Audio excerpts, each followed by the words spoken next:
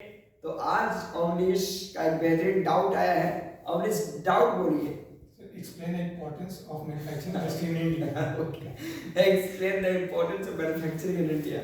तो देखो मैन्युफैक्चरिंग जैसे जैसे बढ़ेगा एम्प्लॉयमेंट बढ़ेगा, मतलब it will helps in the growth of employment.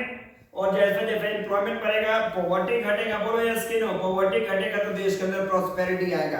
अगला पॉइंट, मैन्युफैक्चरिंग बढ़ेगा तो manufacturing support in the modernization of क्या, जैसे एग्रीकल्चर, ये एग्रीकल्चर को मॉडर्नाइज करेगा। इंडस्ट्री बढ़ेगा, मैन्युफैक्चरिंग बढ़ेगा तो इससे इंफ्रास्ट्रक्चर का ग्रोथ बढ़ेगा।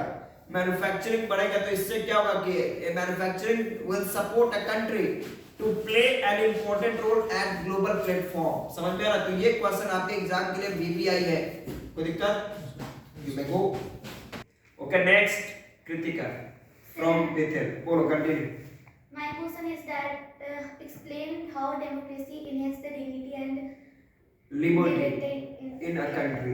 अब देखो डेमोक्रेसी इनहेंस करता है लिबर्टी और डिग्निटी को। तो छोटा सा एग्जांपल चले जाओ, हमारे यहाँ बिफोर 1950 हमको पता है कि हमारे देश के अंदर untouchables and women's were discriminated.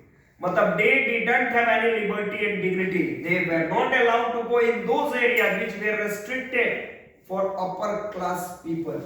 But nowadays हमको पता है कि संविधान के बाद everybody inside our country is capable to enjoy same liberty and dignity which we enjoy. बोलो yes कि no? Today there is no any discrimination and suppression of right on the basis of gender, religion and caste. बोलो yes कि no?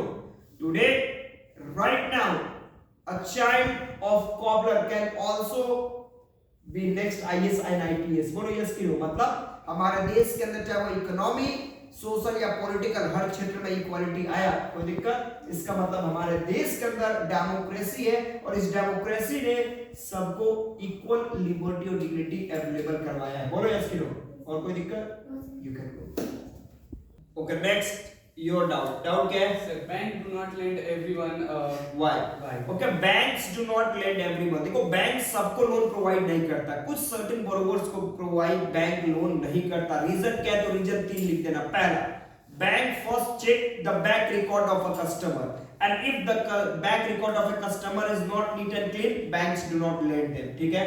Second कहता है कि banks check your collateral, मतलब if a customer is unable to fulfill all the condition of term of credit, banks do not lend them. तीसरा, if a customer is going to invest in a high risk businesses where there is much possibility of failures, banks do not lend them. बोलो yes कि no? Clear? You may go.